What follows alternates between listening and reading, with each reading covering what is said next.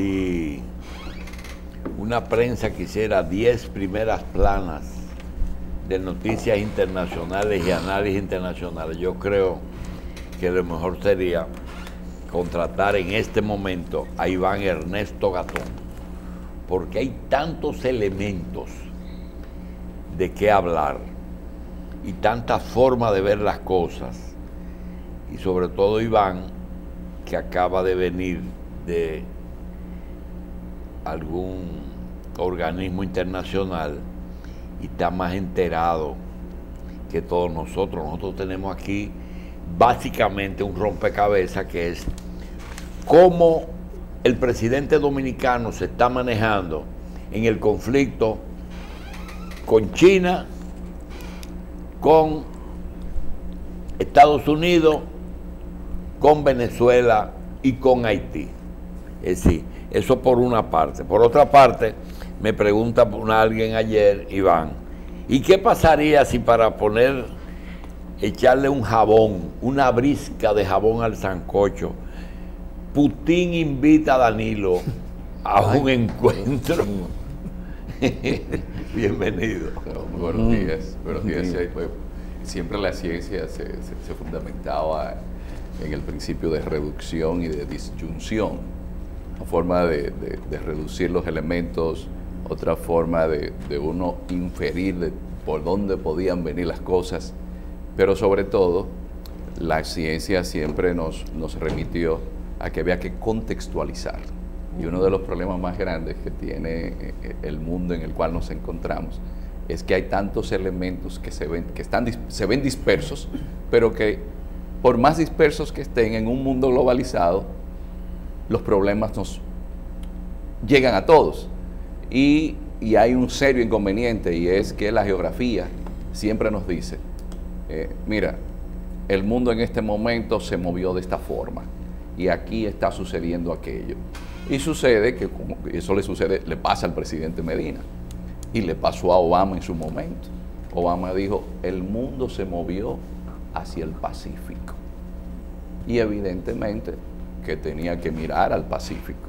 El gran inconveniente es, y es una reflexión que parece que mucha gente todavía no la ha hecho, y es que el orden global lo impuso fue Estados Unidos, y se impuso en Yalta, se impuso en Potsdam y se impuso en Bretton Woods. Y de seguir ese orden por donde iba, si no es porque Trump llega y da la mesa y comienza a ir en contra del libre mercado, de manera natural, quien va a ganar es China. Entonces hay otro elemento que nosotros pasamos por alto, y es que estamos viviendo en un cambio de época.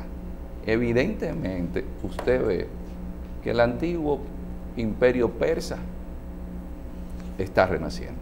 La influencia de Irán es determinante en Yemen, es determinante en el Líbano, pero no solamente en el Líbano. En el Líbano, Hezbollah es visto no como un grupo terrorista, sino como un grupo de liberación nacional. Y la relación que tiene Hezbollah con Irán es muy cercana, pero en Brasil viven 8 millones de libaneses, cuando en el Líbano apenas viven 6. Entonces ya los servicios de inteligencia de Estados Unidos dicen, no, pero hay un problema serio.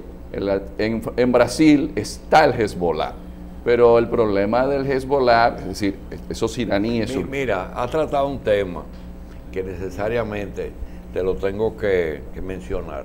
Resulta que en el Líbano está ocurriendo que la mayoría de los votantes están dejando de ser cristianos por el ausentismo que tienen los libaneses cuando se van y sus descendientes. Y ahora mismo, en este momento, nosotros tenemos aquí y en Brasil personas que están recogiendo documentos para validar la nacionalidad de los descendientes, para poder volver a ser mayoría en el Líbano, porque ahora mismo los no cristianos están siendo mayoría.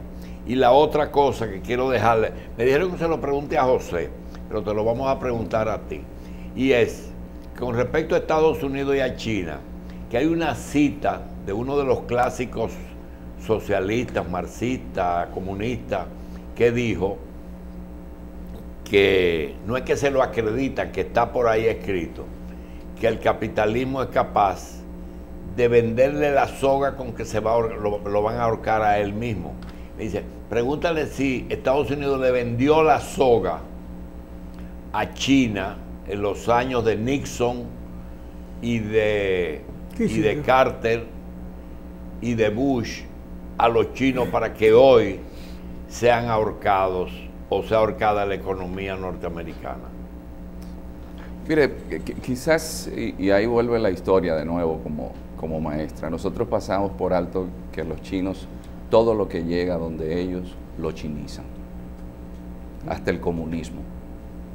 Todo, nada, hasta el budismo, todo lo que ha llegado a China durante su historia, los chinos lo chinizan. Por eso es que cuando llega Liu Shaoqi, que es un hombre clave en todo ese proceso, y que Mao tiene que sacar la revolución cultural, los chinos tienen un punto de vista muy distinto al que estaban llevando a cabo los soviéticos como proyecto en ese momento, y de ahí las diferencias rusos, chinas, pero usted ve que los chinos con Deng Xiaoping sacan un proyecto de peculiaridades chinas, por eso se llama un socialismo con peculiaridades chinas, lo que se llama socialismo democrático de mercado, y por eso usted ve que China va a seguir hegemonizando por algo que no puede hacer Occidente ahora mismo, y es que los chinos pueden tener la glasnost y la perestroika sin tener que hacer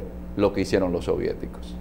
Es decir, los chinos han podido llevar a cabo todo ese proceso que Gorbachev en su momento pensó sin cambiar la dirigencia política. Digo, aquí lo que hay que sacar es gente de la pobreza. Tiananmen, que fue una muestra de que si se dejaba a estos muchachos que tomaran el poder, China se iba a derrumbar. Los chinos dijeron, no. Aquí nosotros lo que tenemos que hacer es un compromiso con la gente de sacarlo de la pobreza. Y seguimos sacando gente de la pobreza, hacemos los cambios económicos, invertimos en tecnología, nos convertimos en la potencia del mundo, como nos dijo Deng, sin mostrar la fuerza ahora para que no nos ataquen, y de aquí al 2050, un proyecto de más de 50 años, que una democracia no puede darse el lujo de decir, yo en 50 años voy a hacer tal cosa. Los chinos no. El chino que estuvo aquí, Hu Jintao, es el que está señalado para ser el sucesor de Xi Jinping. Sí, pero para que usted vea cómo ellos van trabajando. Mucha gente han preguntado por qué no se le dio el lugar que debió dársele. Y es que ese señor es que le da seguimiento a todos los acuerdos. Viene de Uruguay, viene aquí, pero tampoco al gobierno le interesaba mucho sonarlo mucho. Destacarlo mucho, vio al presidente, tuvo su reunión, pero no lo sabrosearon mucho, le mandaron un viceministro a recibirlo al aeropuerto, y ese señor, como tú dices, va a ser el sustituto del otro. Ahora, nosotros los que no somos economistas, nos rompemos la cabeza y decimos, pero ¿qué China? Yo lo más lejos que he llegado es pensar que China lo que hizo fue coger del capitalismo el mercado y dejar todo lo otro igual. Es así. Mire cómo funciona China. China tiene... No es así. No, mire cómo funciona China. China primero tiene una base histórica de país humillado. Eso nunca se olvide. China hasta el siglo XIX tenía el 30% del Producto Interno Bruto del planeta. Y China era lo que más adelantos tenía hasta que los ingleses los obligaron a consumir opio. Los chinos no olvidan su historia. En Occidente tenemos el problema de que vivimos en un eterno presente. No llegamos ni siquiera a recordar quiénes fueron nuestros bisabuelos. En Oriente sí, pero no. López Obrador se acordó. López Obrador se acordó. Pero los chinos tienen un partido comunista que dirige los empresarios.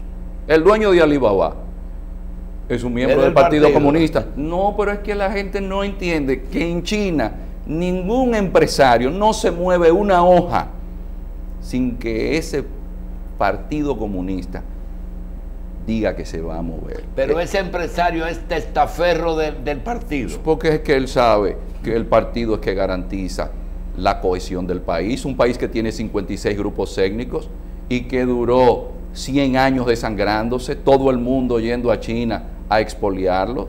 China tenía colonia portuguesa en Macao, China tenía colonia inglesa en Hong Kong, China tenía colonia alemana en la provincia de Shandong, en Qingdao, donde nació Confucio. China tenía problemas con los rusos en la Mongolia interior, allá en la zona del río Suri, en Shenbao.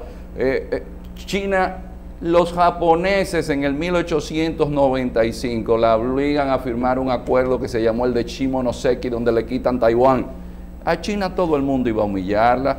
El primer país que se hace un bombardeo a población civil fue en Shanghái. Los japoneses hicieron una matanza en China que se llamó la matanza de Nankín. Fueron 300.000 chinos en menos de 2 meses.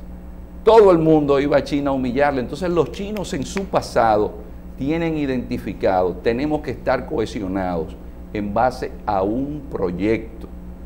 Tan es así el proyecto que cuando a China la sancionan por Tiananmen, ¿usted sabe quién le llevó las divisas a China? Taiwán. El Kuomintang fue el que llevó. ¿Usted sabe cuál es uno de los países con más inversiones en China? Taiwán. El mayor. Taiwán tiene 800.000 millones de dólares invertidos en China y un intercambio comercial que sobrepasa los 300.000 millones de dólares. ¿Y cómo conjugan una guerra en el estrecho constante con una inversión de ese tamaño? ¿Cuál es el pacto? Porque un problema es el político y otro es el económico. Nosotros podemos tener diferencias ideológicas, eso no hay problema. Ahora, en lo económico, los chinos tenemos que estar cohesionados para que ese occidente que llegó al escenario de la hegemonía mundial hace apenas 500 años, colonizándonos, pero no de una forma colonial cualquiera. Señores, en Hong Kong los chinos han dejado clubes donde dice prohibidos la entrada de perros y de chinos. Y los chinos han decidido que esos letreros permanezcan ahí para que a la gente no se le olvide. Porque la gente habla del colonialismo español, pero el colonialismo inglés tenía algo que se llamaba el jingoísmo, que era la visión más aberrante de colonialismo que usted se puede imaginar, como la que vivieron los indios con los ingleses. Pero los chinos decidieron hacer un proyecto del país donde el Partido Comunista le dice a Xi Jinping y al gobierno, díganme qué ustedes hicieron en base al plan que le entregamos. Es un partido comunista que dirige una orquesta donde los empresarios, donde los políticos responden a un plan del Partido Comunista que en el 2050 tiene proyectado que China va a ser la primera potencia del planeta. Doctor, creo que se va a celebrar aquí una actividad, diálogo latinoamericano sobre el manejo de medidas correctivas comerciales. ¿En qué consistirá esto? Eso debe ser prácticas desleales de comercio. Eso viene dentro del marco de los acuerdos generales de aranceles y comercio GATT, lo que tiene que ver con dumping, que es cuando se produce algún producto por debajo, cuando se exporta un producto por debajo de su costo de producción, que es lo que hacen muchos países que venden sus productos en un mercado para sacar a los productores locales y luego ponen el precio que ellos deciden. Lo otro son medidas de salvaguardia, pero que todo esto ahora mismo la OMC se ha visto y ahí viene un problema, y es que hay un nuevo orden. Ese orden comercial que viene de los acuerdos Bretton Woods, las rondas Uruguay, las rondas Dillon, las rondas Kennedy, el acuerdo de Marrakech que trae la Organización Mundial de Comercio. Trump no quiere nada con la Organización Mundial de Comercio. Quienes se han convertido en los defensores del libre comercio ahora son paradójicamente los chinos. Es que estamos en un cambio de época y no lo estamos notando. Doctor, yo le voy a hacer la misma pregunta que le hizo el doctor Jacín, pero de esta forma. Yo como ciudadana percibo que nosotros nos hemos convertido en el queso o el jamón del sándwich entre la situación venezolana, estadounidense, China y Putin. ¿Realmente vamos a hacer la lechuga, el queso o el pan? La realidad es que la alianza ruso-china, cuando paradójicamente, cuando usted ve la geopolítica, China y Rusia están llamados a enfrentarse, porque las esferas de influencia de lo que era el imperio de los zares, que incluía las repúblicas centroasiáticas, cuando vemos que siempre Catalina la Grande decía que la mejor forma de proteger las fronteras de Rusia era expandiendo sus fronteras, porque Rusia siempre ha tenido miedo de que le ataquen. Pero ¿qué pasa? La OTAN, con su expansión, eso de que Georgia entre, por eso los rusos apoyan a Abjasia y a Osetia en la independencia. La OTAN en Ucrania, por eso los rusos apoyan a Donetsk y Lugansk. Pero los chinos tienen 56 grupos étnicos y tienen el problema con el Tíbet, tienen el problema en Xinjiang, donde están los uigures, que son musulmanes. ¿Qué dicen los chinos? Dicen, no, pero lo que Estados Unidos hizo con Kosovo me va a traer problemas a mí. Lo que ellos están haciendo me va a perjudicar, así que yo voy a hablar con los rusos.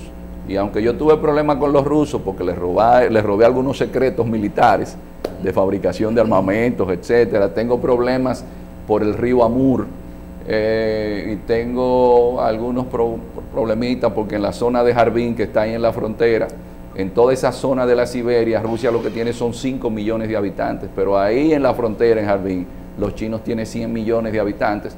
Yo me voy a arreglar con ellos. Y a Putin lo obligaron a hacer un acuerdo con los chinos, y los chinos y los rusos están en una organización que es la más importante del planeta ahora mismo.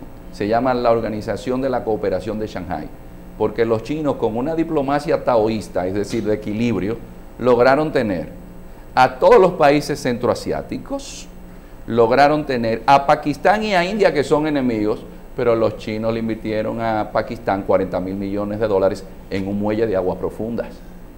Pero tienen también a Irán.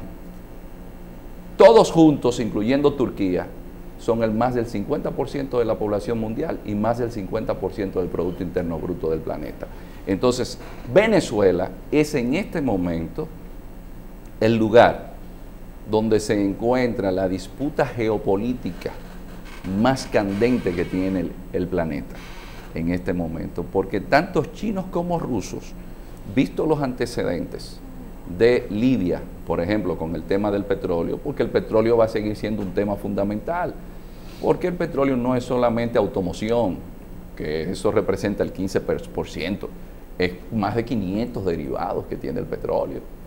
Venezuela tiene la mayor reserva de petróleo del planeta, pero Venezuela tiene recursos, y uno de los problemas que enfrenta el planeta ahora es los recursos. Nosotros hablamos de los coches eléctricos, pero ¿tiene el planeta suficiente aluminio?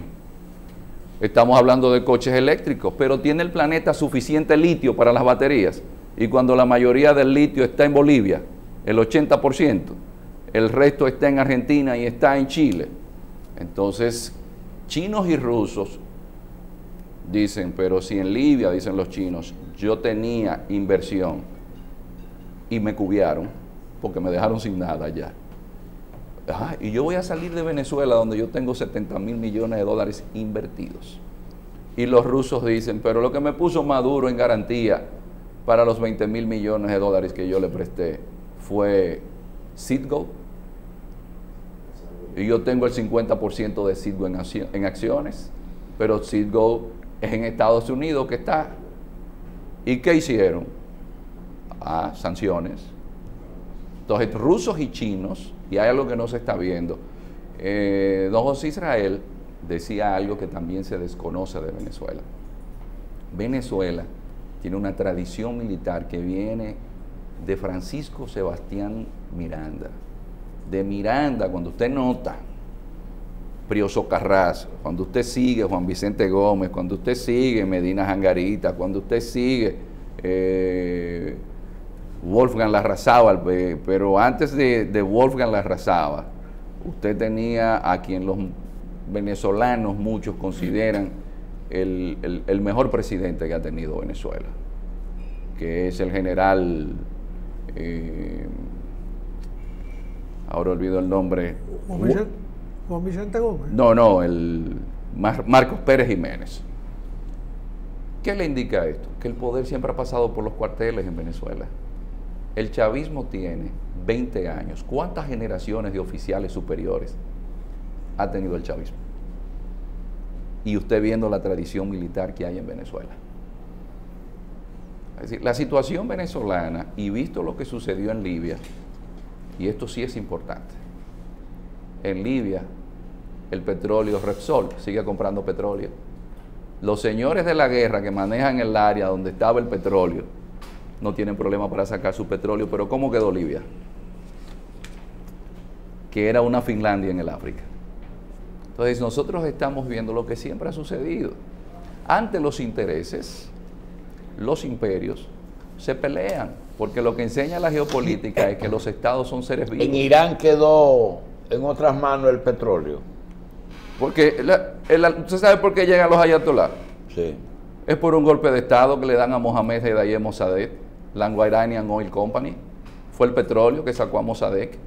Y ese golpe de estado a Mossadegh se quedó ahí debajo, y el Shah Mohamed Reza Pahlavi, que apoyó ese golpe de estado, se vio fuera, fue por los efectos de ese golpe de estado. Y ahora Irán Tú lo estás hablando maneja. de Irán, yo te digo de Irak. ¿Quién tiene el petróleo de Irak?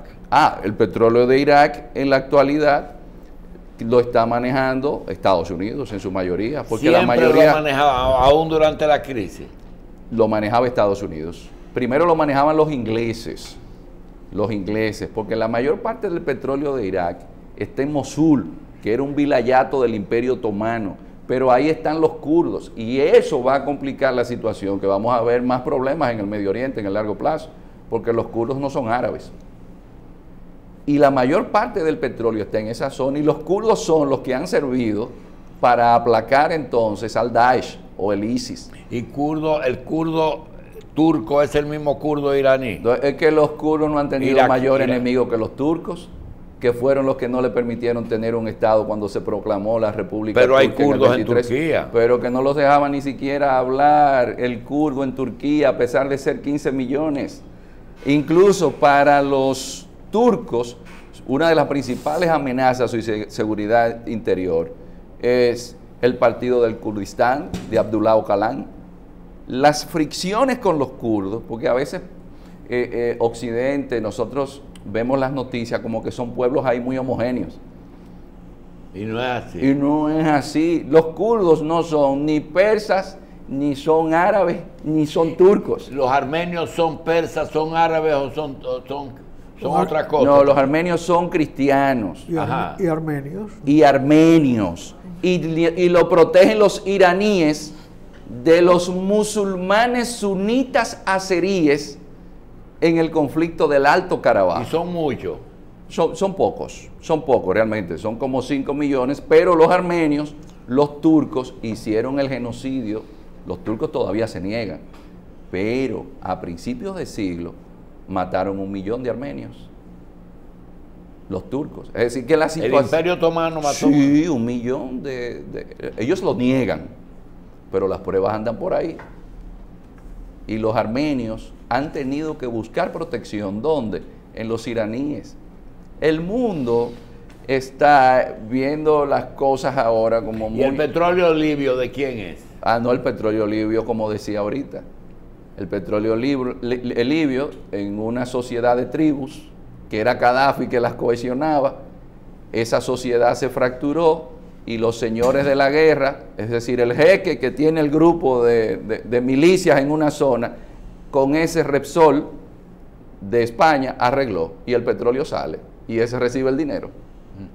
Pero el país está desguazado y por Libia que están cruzando la gente del África subsahariana que va y cruza entonces a Europa, que pone en jaque a Europa, porque como... ¿Y de Libia que se va a Italia? De Libia se va a Italia con un problema, don Julio. El punto más próximo. Pero cuando ustedes De ven... Marruecos a España, ¿verdad? Pero de Marruecos es más difícil porque hay unas vallas ahí que impiden que la gente vaya. Pero noten algo, la extrema derecha está ganando en Europa por el tema de la migración y sobre todo la migración subsahariana, que es musulmana y es negra. Y Turquía le tiene a Europa 2 millones y pico de sirios ahí en la frontera, que si lo dejan, Turquía dice, no, suban. ¿Y qué va a pasar con Europa? La derecha, en base al tema de la migración, va a seguir ganando espacio. Entonces, el éxito de Erdogan es que ha aguantado esos sirios ahí.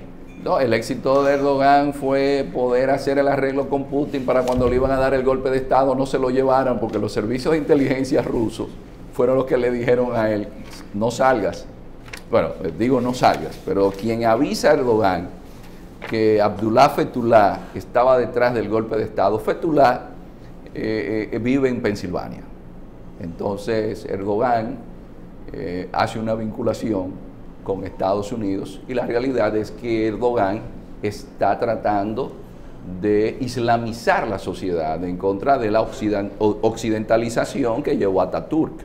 Y entonces Erdogan, que había estado de enemigo de Putin, Putin se gana a Erdogan. Y ahora tenemos que un aliado de la OTAN ahora se encuentra del lado de Rusia. Es decir, fíjense en los complejos del asunto. Y Turquía con una diplomacia, que Turquía tiene mezquita en Cabo Haitiano, inaugurada por el gobierno turco. Sí. Haití tiene 80 mezquitas musulmanas. Sí, pero hay una persona encargada de construirla aquí. Sí. Pero es para que vea cómo Turquía también entra en el juego de la diplomacia del Islam. Bien, usted mencionó Venezuela hace un momento y vemos precisamente hace 14. que el gobierno, que incluso 14 50 meses. países reconocen de que como encargado del Poder Ejecutivo a Guaidó, no es una persona precisamente salida de los militares. En primer lugar, eso refleja siempre una lucha entre sector empresarial frente al sector militar por el poder en Venezuela. Y Yo no sé si a Dubái o la vista suya la solución o lo que realmente terminará triunfando en Venezuela es una solución salida de los cuarteles, como ha pasado en otros momentos históricos. Es que el poder en Venezuela pasa por los cuarteles. O sea, Catón. aquí nada más. El poder en Venezuela siempre ha pasado por los O cuarteles. sea, Guaidó no va a ser presidente oficial ni plenamente reconocido de Venezuela, sino que será una gente que desplace a Maduro desde el mismo poder. Pero Guaidó tiene la estructura de poder, como decía Capriles. Capriles, que algunos pensaban que era echándole un jabón al sancocho, pero Capriles decía, miren, no seamos ingenuos. Guaidó no tiene estructura de poder. Una pregunta. ¿Los militares son los que mandan en Venezuela? Sí, los militares tienen los resortes del poder con No, una pero los ayuda. resortes no son los que mandan Son en los que Venezuela. mandan, con el apoyo sobre todo de los cubanos, como lo decía el secretario de Estado de los Estados Unidos, Mike Pompeo, al mismo tiempo ex jefe de la CIA. Sí. Es decir, los cubanos tienen una gran incidencia en lo que son los servicios de inteligencia. Bien. Otra cosa. Usted mencionó unas mezquitas que se están haciendo en Haití. Hay fotos de esas mezquitas y hay haitianos musulmanes que están reclutando. Es decir, que no hay cultura musulmana, sino que ellos tienen personas haciendo. Aquí hay un empresario de origen jordano que tiene a su cargo la construcción de 14 mezquitas aquí en la República Dominicana y fue el que las hizo en Haití. ¿Cuál es el objetivo de dos países que no son islámicos construir tantas mezquitas? ¿Cuál es el objetivo? Pero ya tenemos una mezquita en San José de los Llanos. Sí, hombre, y Es hay decir, otra en la Avenida Francia, pero yo me estoy hablando de No, 14. la de la Francia usted la justifica más porque hay estudiantes, pero Sí. en San José de los Llanos. Lo que quiero decirles Pero va a haber una en la George Washington. sí, lo que quiero decirles, ¿Sabe a dónde, verdad? Sí, lo que quiero decirles es lo siguiente. según los servicios de inteligencia rusos, de aquí al 2100, el Islam le habrá llevado casi todos los caramelitos al cristianismo. ¿Le habrá llevado? Todos los caramelitos al cristianismo. El Islam es la religión que más creció en el siglo XX. Pero en Europa. En el mundo. Pero ha en ido América. creciendo. En América el Islam ha ido creciendo exponencialmente. En Trinidad y Tobago, cuando usted toma la relación de miembros del Daesh o el ISIS, del califa Ibrahim, el país con más cantidad de personas era Trinidad y Tobago. Cuando usted se mueve a Guyana, cuando usted sigue a Surinam, que Surinam tiene una influencia holandesa, pero Holanda era la metrópolis de Indonesia, se encuentra que en el atentado terrorista que hubo en Bali, había un profesor de primaria llamado Alex Imbrot, que era de Surinam. Yo entendía que en las Guyanas lo que más había era hindúes. No, hay hinduistas porque eran colonias inglesas, pero también llegaron musulmanes. Por ejemplo, el último atentado terrorista en el aeropuerto John Fitzgerald Kennedy de Nueva York, había un ex legislador de Guyana. El Islam es una religión que no es una religión de guerra, pero el Islam no tuvo a un Martín Lutero, ni unas tesis de Wittenberg, ni unas reformas protestantes. El Islam no tuvo a un Calvino, no tuvo a un Wesley. Y cuando usted ve el Islam, por ejemplo, en Haití, dicen que Bookman viene de Bookman, es decir, hombre del libro, es decir, que quien inicia las revueltas en Haití ya era musulmán. Y el New York Times se preocupa por la situación del Islam en Haití y publica casi media página completa. Pero ya en Haití hay un congresista musulmán. El problema está en el choque que se da entre el cristianismo y el Islam. Por eso en Cuba hubo una reunión muy importante entre el Papa Francisco y el patriarca Cirilo, el patriarca Kirill. Y eso hay que tomarlo muy en consideración. Los valores del Islam, la transmisión de valores de la sociedad musulmana va más ligada a la solidaridad y a la familia. Por eso uno de los problemas de este cambio de época es que se habla de la decadencia de los valores de Occidente. Y por eso Putin, que es un hombre de iglesia, que va todos los domingos a su iglesia, ortodoxo, es un referente. Y por eso los chinos tienen como referente ¿a quién? A Confucio, que está en China presente desde el siglo V a.C. Entonces, por eso dicen, no, es que Occidente ahora mismo hay una debacle de valores. Por eso el Islam ha ido tomando los espacios. Pero sin embargo, Francisco acaba de salir de Marruecos y hace unos actos públicos con islámicos y hasta con judíos. Sí, porque hay algo que se llama el ecumenismo basado en religiones abrahamánicas. Y las tres religiones son del padre Abraham. Es decir, las tres. El Islam es una religión que viene... Entonces algunas vienen de Cristo, pero otras se van más para atrás y se van a Abraham. No, lo que pasa es que la religión cristiana es una religión abrahamánica. Sí. Porque viene del padre Abraham, él es descendiente de Abraham.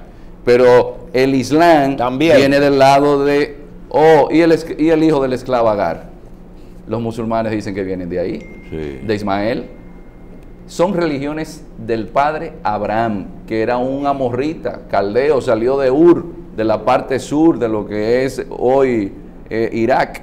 Y esas religiones abrahamánicas tienen un vínculo en común. Pero ¿qué pasa? El profeta Mahoma dice que es el último profeta. Y que ya lo que había dicho Isa, que es Jesús, lo que había dicho Jacob, que era Jacob, él trajo la última versión. Y por eso es que se dice, solo hay un Dios y Mahoma su profeta. Es su profeta. Iván Ernesto Gatón. Qué chulo. Política internacional. Iván, gracias y no te nos pierdas.